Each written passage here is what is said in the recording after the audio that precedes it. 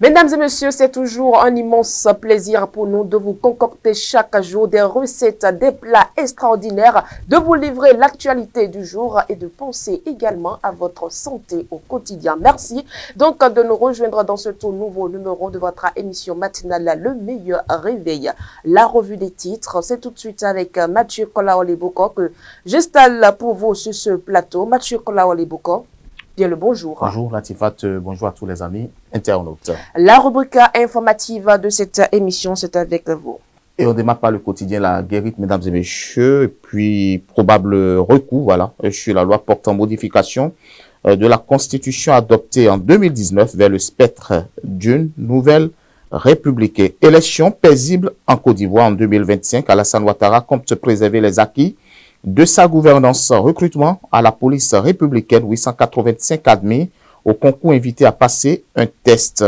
Action sociale au sujet vécu dans la commune de Soava. Chakirou Amoussou prend en charge la scolarité des élèves de 3e. Une enveloppe de 500 000 francs CFA offerte aux apprenants.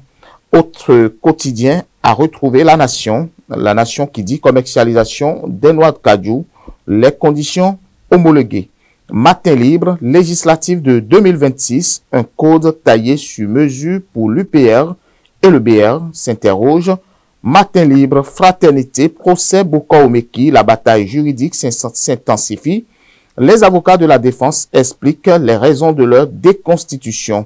Et puis le grand mono, dossier disparition de 4 milliards à la DGI, plus lourd que prévu. Le grand déballage au procès de Carlos Adorano et ses co-accusés. À la Criette, palmarès Criette, jugement de Boko et Omeki, un procès historique sous tension. Filao News, soulager les apprenants dans le paiement des frais de scolarité au CGV qui dans la commune de Soava, 500 000 francs CFA de subvention. Dr Chakirou Amoussou, du hautement social, pragmatique et efficace.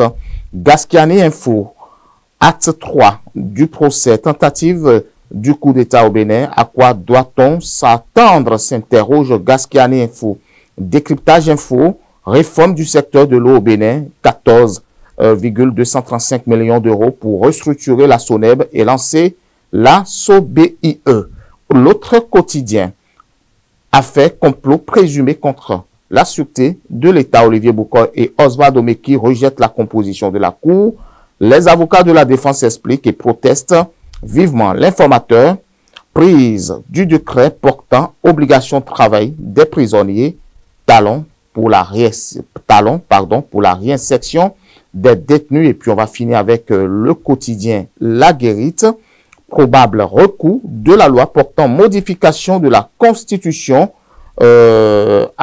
abrogée en 2019, vers le spectre, voilà, d'une nouvelle république. Élection paisible en Côte d'Ivoire en 2025. Alassane Ouattara compte préserver les acquis de sa gouvernance. Recrutement à la police républicaine, 885 admis au concours invités à passer un test. Et puis action sociale au CG vécu dans la commune de Soava. Chakirou Amoussou prend en charge la scolarité des élèves de 3e. Une enveloppe de 500 000 francs CFA offerte aux apprenants. Mesdames et messieurs, la revue des titres laisse place à la présentation de l'actualité de ce matin au Bénin. Patrice Talon organise le travail obligatoire des prisonniers par un décret. Oui, le gouvernement béninois a adopté lors du dernier conseil des ministres un décret portant sur l'organisation du travail des personnes détenues. La décision s'inscrit dans le cadre de la mise en application de l'obligation de travail prévue par le Code de procédure pénale en vigueur au Bénin. Selon le compte rendu du Conseil des ministres, le décret vise à traduire dans la réalité la vocation corrective de l'emprisonnement. L'objectif est de créer au sein des établissements pénitentiaires des opportunités permettant aux détenus de s'engager dans des activités de production de biens et de services tout en accédant à des formations adaptées. Ce dispositif, en conformité avec les normes internationales, s'appuie sur l'idée que l'emprisonnement doit aller au-delà de la simple privation de liberté pour devenir un outil de réhabilitation et de réinsertion. Le décret adopté fixe les conditions et modalités précises du travail pénitentiaire, les critères d'accès au travail pour les détenus Latifat, les types d'activités pouvant être exercées. Pour être plus bref, les modalités d'exécution et de rémunération des tâches accomplies, les droits et obligations des détenus travailleurs, les responsabilités des entités agréées pour organiser ses activités ainsi que les partenaires et modes de financement associés. Avec ces dispositifs, le gouvernement cherche à instaurer un cadre structuré pour le travail en prison visant à réduire l'oisiveté des détenus et à renforcer leur employabilité après leur libération.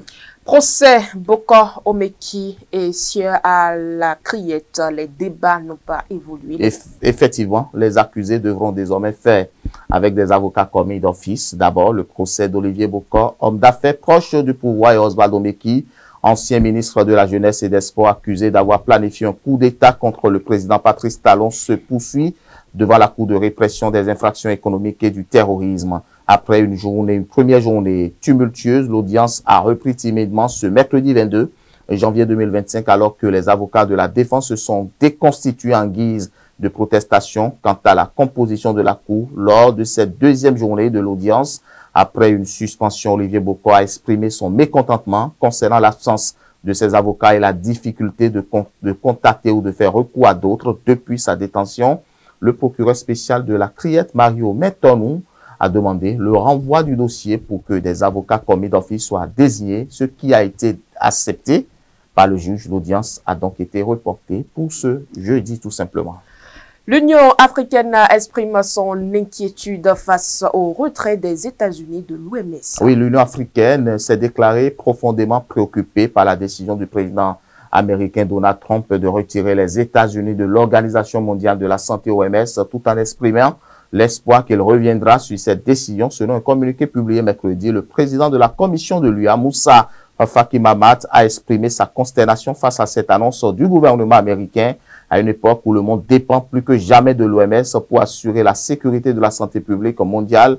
Ce retrait est inquiétant, a-t-il affirmé, en espérant que les autorités américaines reconsidèrent leur position vis-à-vis de cette institution clé dont elles sont membres fondatrices. Cette décision suscite des inquiétudes en Afrique, un continent déjà confronté à des épidémies telles que le POS, le virus de Marburg. L'Union africaine a souligné que les États-Unis ont joué un rôle déterminant dans la création de l'Africa CDC, l'agence technique de l'Union africaine spécialisée dans les urgences sanitaires qui collabore en étroite collaboration avec l'OMS pour prévenir et gérer les pandémies. Le décret présidentiel, faut-il rappeler, justifié par le déséquilibre des contributions financières entre les États-Unis et la Chine, a provoqué des réactions internationales. L'Union européenne s'est dite inquiète, tandis que la Chine a rappelé que le rôle de l'OMS doit être renforcé et non tout simplement affaibli.